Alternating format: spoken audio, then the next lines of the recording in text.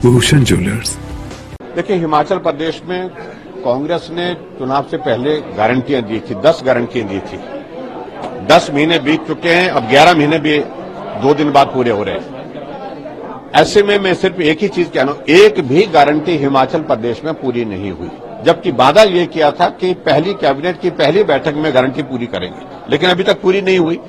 और इसलिए हम यहां मध्य प्रदेश में भी आकर के यही कह रहे हैं, जो यहां पर भी 11 वचन उनने विशेष तौर से जो दिए हैं, वो भी उसी प्रकार से एक प्रयास है जिस प्रकार से हिमाचल प्रदेश में सिर्फ सत्ता को हासिल करने के लिए उन्होंने झूठ बोल करके अपनी बात कही थी। कमलनाथ कह रहे हैं कि मध्य प्रदेश का हर वर्ग परेशान है, भ्रष्टाचार खूब हो रहा है और चौपट प्रदेश बन गया है। उन्हें याद करना चाहिए, जो 15 महीने का कार्यकाल उनको मिला था, उस वक्त किस प्रकार से तबादला उद्योग यहां पर काम कर रहा था, किस प्रकार से अनारकी यहां पूरे मध्य प्रदेश में फैली हुई थी। इस बात की जानकारी उनको शायद मुझे लगता है कि हासिल होगी ही होगी, लेकिन हकीकत है कि 15 महीने के उस कार्यकाल में उनके नेतृत्व में मध्य प्रदेश का जो नुकसान हुआ, उसकी भरपाई अभी तक जो है वो करने में भी कठिनाई आ रही है। खड़गे साहब भी मध्य प्रदेश में आए हैं, प्रियंका गांधी के भी लगातार दौरे हैं, अडानी जो है उसको मदद करने का आरोप लगा रहे हैं कि बीजेपी अडानी के साथ है और कांग्रेस जनता के साथ। देखिए, बड़ी साफ बात है कि भारतीय जनता पार्टी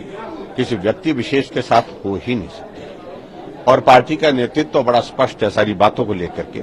लेकिन जब कांग्रेस के पास कोई मुद्दा नहीं रह जाता, तब ऐसे मुद्दे की तलाश करके व्यक्तिगत रूप से हमारे नेतृत्व की छवि खराब करने की, पार्टी की छवि खराब करने के लिए प्रयत्न करते हैं।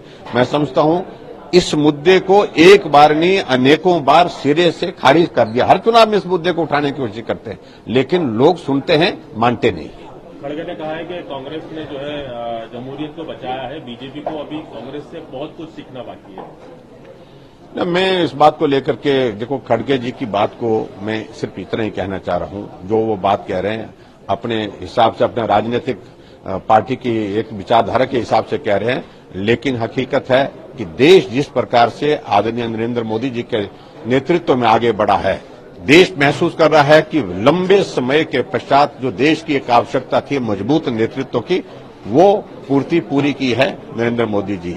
आज पूरे विश्व में तो भारत का डंका बज रहा है, चंद्रयान तक भारत पहुंच गया, सफलतापूर्वक पहुंच गया। तो इस प्रकार के सारी चीजों को ध्यान में रखते हुए मुझे लगता है कि एक फ्रस्ट्रेशन है कि जो जिंदगी में वो लंबे समय से कांग्रेस पार्टी में काम कर रहे हैं, उनके सामने इस प्रकार का कोई नेतृत्व काम करने वाला उनके सामने नहीं आ पाया। आज नरेंद्र मोदी जी वो काम कर रहे हैं, तो स्वाभाविक रूप से उनकी पीड़ा है।